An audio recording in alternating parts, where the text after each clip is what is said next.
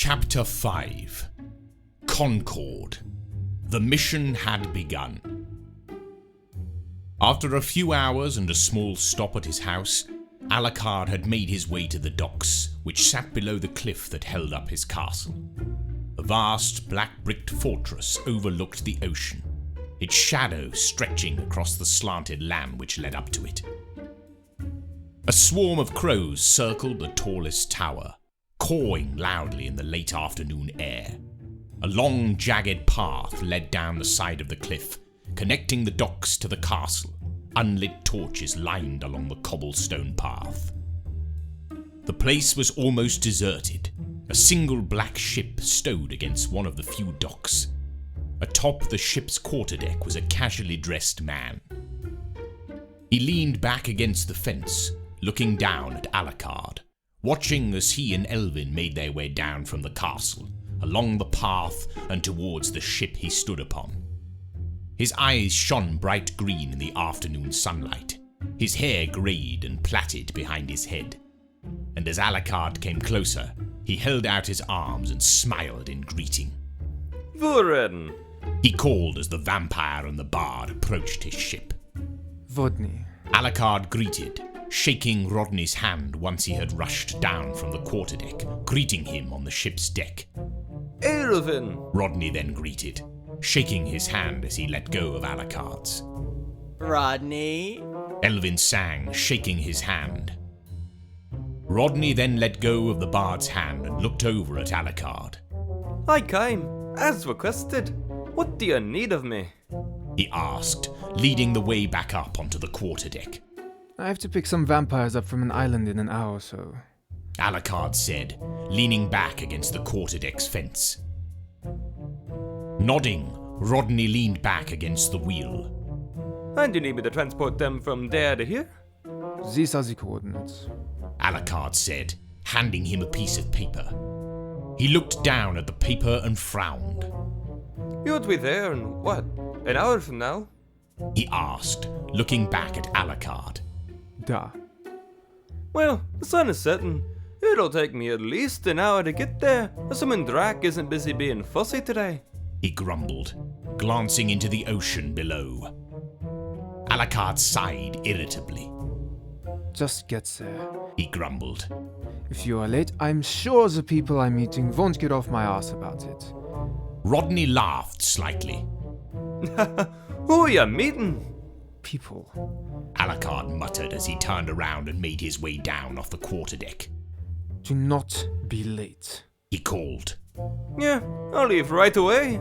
Rodney called, shaking his head, slightly vexed, but he wasn't going to question the vampire further. How is Drac? Elvin then asked as he followed Alucard off the ship. Fine. The vampire mumbled, making his way along the docks. Elvin frowned as he hurried alongside Alucard onto the beach, not too far from the forest they had made their way through last night. What's wrong? He asked in concern, staring at Alucard's stubborn face. Nothing. He grumbled, stopping in the middle of the beach.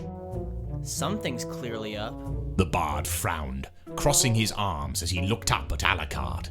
You don't want to help this demon, do you? Looking down at him, Alucard rolled his eyes. No, I don't. I have enough to deal with here. I don't have time to look after more vampires. The bard shrugged. At least it's vampires you're being made to help, not demons. He had a point, the same point Alucard made to himself last night. He sighed and glared out at the ocean. Go home, Elvin. I will see you tomorrow. You'll give me all the details, right? He asked excitedly. Sure. He muttered, turning his back on the bard. I want character descriptions. I want details regarding how they talk, act, everything. He demanded. I said yes. Alucard snarled, glaring back at him. Silenced, the bard held up his hands. All right, sheesh. Don't stay out too late, and don't accept drinks from strangers. Bye. He called, running off towards the cobblestone path. Rolling his eyes once more, Alucard glared back out at the ocean. He had the ship ready. He had found out when the human and vampire cohabitation treaty would be in place. And he had also prepared his castle last night for these new vampires. All he had to do now was go and get them. He wasn't looking forward to any part of his task, least of all working alongside that demon. As Damien always did, he had made Alucard look incompetent, and his new work partner now obviously thought he was a useless idiot. But he wasn't going to dwell on it. He'd prove them wrong without even trying. With an irritated sigh, Alucard dematerialized into vermilion smoke and swiftly made his way across the ocean, reaching the black stone, rainy island after a short 10 minutes. He landed on the edge of a black cliff, setting his eyes on the portal that would take him to the world he had visited last night. Last time the vampire had entered that world, he had felt such strange tiredness, and he was sure that he was going to feel it again. Alucard didn't know too much about portals, but he did know that there were types of portals that used a person's own energy in order for them to travel. This seemed to be one such portal. No bother though. The vampire was confident in his own power. He knew that something such as a silly little portal couldn't affect him too significantly, but bringing vampires back with him, that was a different story. They would be using his ethos to mask their own, and he was sure that wasn't going to make him feel so good. But what choice did he have? The vampire made his way over to the portal and stood in front of it for a few moments. He wasn't sure what might be waiting on the other side, but he knew it wasn't going to be a comfortable night. Sighing, Alucard stepped into the portal, emerging into the same eroded castle hallway he had stepped into the previous night. The tiredness hit, but it was nothing too unbearable. The vampire made his way down the hallway, but walked past the stairs that led up to the tower, detecting that a mass gathering had congregated elsewhere within the ruins. He could hear that demon's voice echoing through the corridors, nattering on about rules, plans, and the new world they were going to. Alucard approached an open archway and slowly stepped through it, emerging into what looked to be the ruins' entrance hall. Zaelith, dressed in an all-black suit once again, was standing in front of what could only be the 115 vampires, all of them staring at him as he spoke sternly. You are being relocated to another world outside of this one. It is called Alvengard. An associate of mine will be taking care of everything you will need. You will be traveling with him through the portal and to where he plans to have you reside. You must understand that once you leave this world, there is no coming back. So make sure you have everything you need, because if you remain here, you will inevitably die. Zaelith explained tonelessly. One of the vampires then frowned. What about Guillaume, my son? He called. He is an adult. He made his own decision, and I am not responsible for what may happen to him. Zaelith answered. He then looked back at the group of vampires. You should also remember that there are rules in this other world, and I advise you to follow them. Why have you brought all of them here? Alucard asked irritably, abruptly appearing behind him. Zaelith closed his eyes and exhaled quietly as an irritated look appeared on his face. I am explaining the plan to them all at once, as I prefer not to repeat myself. Alucard took his eyes off the demon and looked out at the crowd of vampires. Fine. I'll take this time to sort them all into groups then. Taking his eyes off the vampire, a disinterested look on his face, Zaelith watched as Alucard made his way towards the crowd of vampires. As the vampires eyed the red-haired stranger, Zaelith sighed. This is Alucard, my associate. Let him do what he must. He muttered. Scowling irritably, Alucard looked back over his shoulder at Zaelith. You don't get to call me that. You call me Viren. He snarled. Zaelith rolled his eyes. Alucard then walked around the huddle of vampires, eyeing them all closely. To his relief, not too many of them were older than 250 years. From what he knew of portals, like the one between here and Alvengard, He knew that he couldn't take a group of vampires that exceeded his own age by more than half. Otherwise, he would use up a whole lot of his own energy. And he wasn't at all interested in becoming weak to help strangers, vampires or not. So, he had to sort them into groups whose combined age would not exceed a total of 600 years. These vampires weren't going to attack, nor would they refuse his orders. They may not be of Alvengard, but they were still vampires, and every vampire in existence was sired to him, which gave them a natural instinct to obey him. His only concern was the demon. He was the one that was going to question his tactics, but Alucard didn't care. He had come to do a job, and whether Zaelith liked it or not, he was going to do it his way. Alucard grabbed the shoulder of one of the first vampires and pulled them from the crowd. Go over there. He muttered, making his way through the crowd. And you. He snarled, pulling another vampire from the group. He eyed each of them closely, determining their ages, sending them out of the crowd as he did. Once the first group of 12 vampires was formed, he grabbed the collars of another man and pushed him out of the crowd, sending several others to join him a few moments later. From where he was standing, Zaelith watched the vampire work, keeping a close, skeptical eye on him as he gradually sorted each and every vampire into groups ranging from 8 to 15 people. Why, he wasn't yet sure, but he disagreed with what Alucard had done. There were specific people he wanted to go at particular times, and not one of them were together in the vampires' little groups. He looked to his right, setting his eyes on a tall, broad, overly muscular vampire.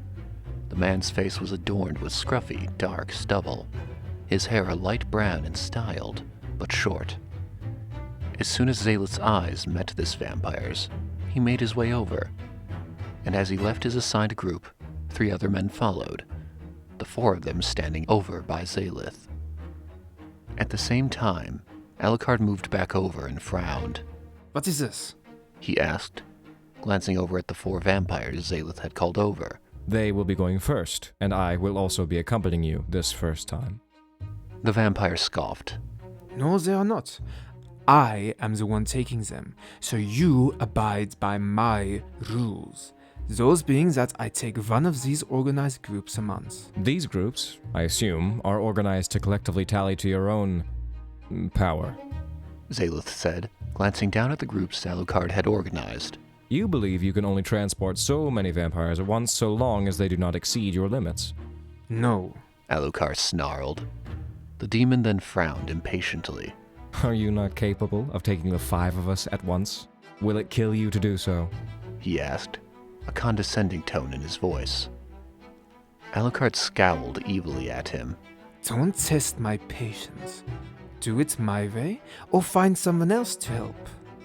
Zaelith then smiled in amusement.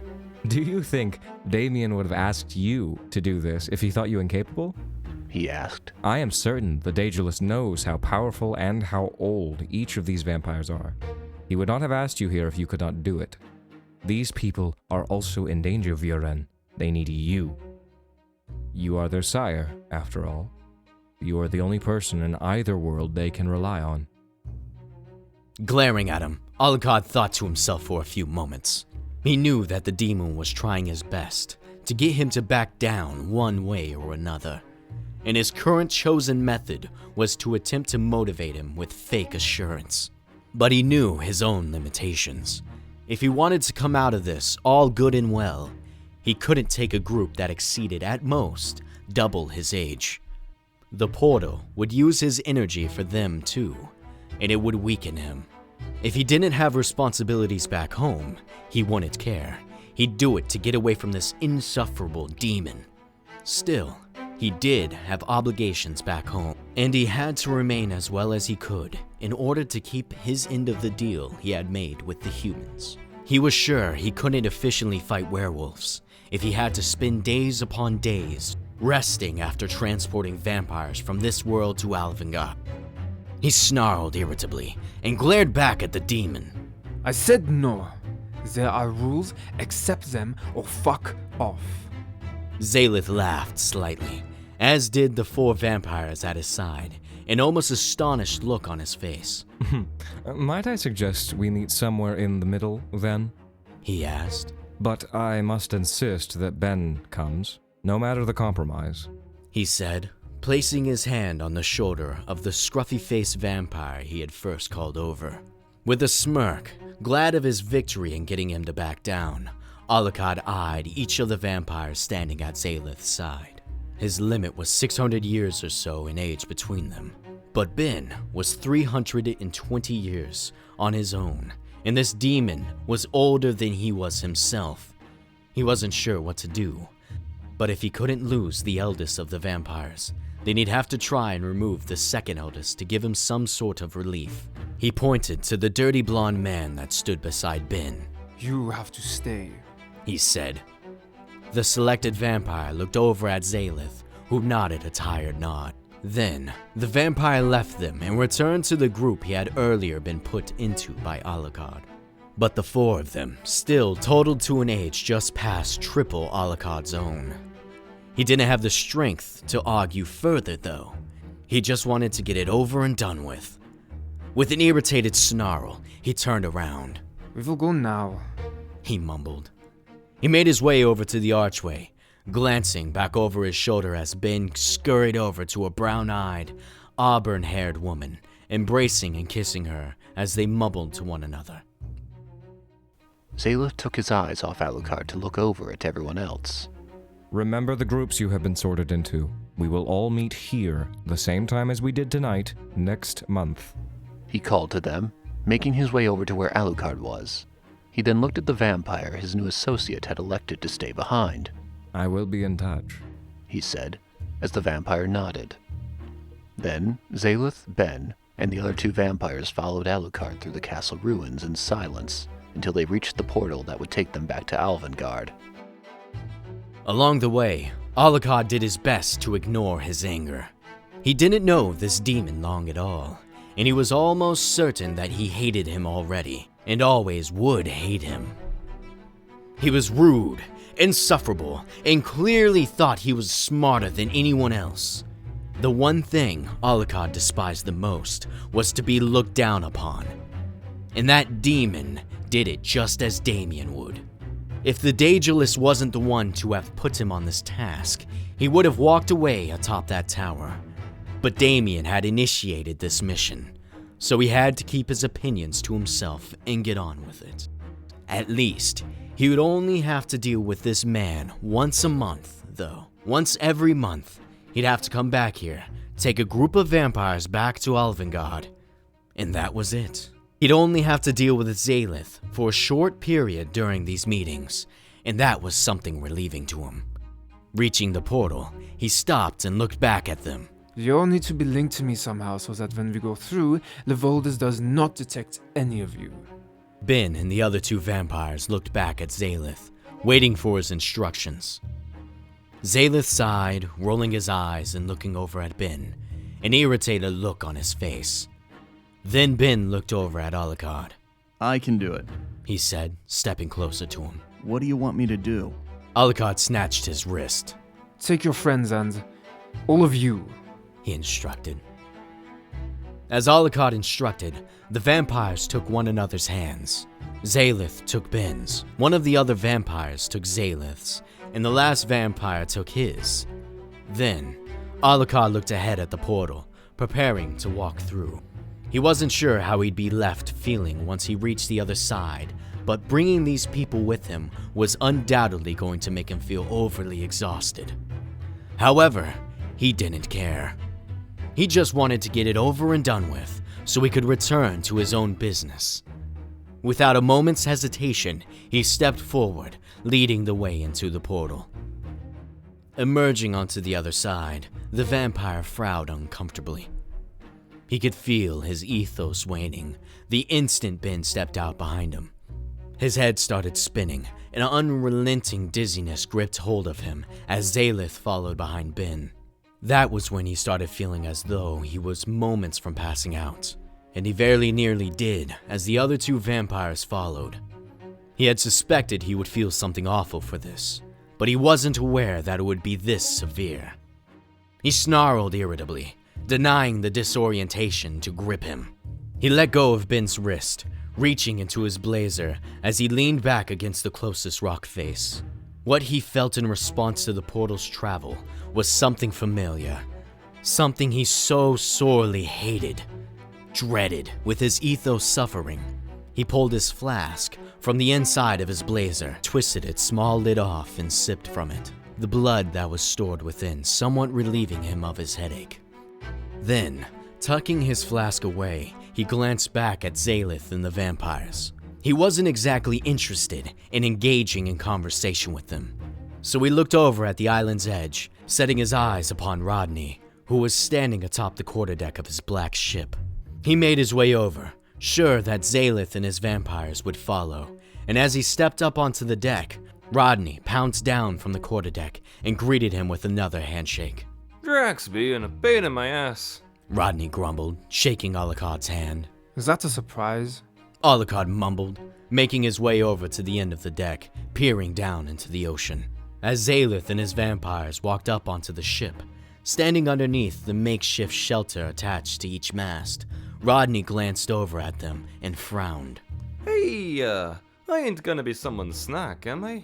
He asked quietly, leaning into Alucard's ear.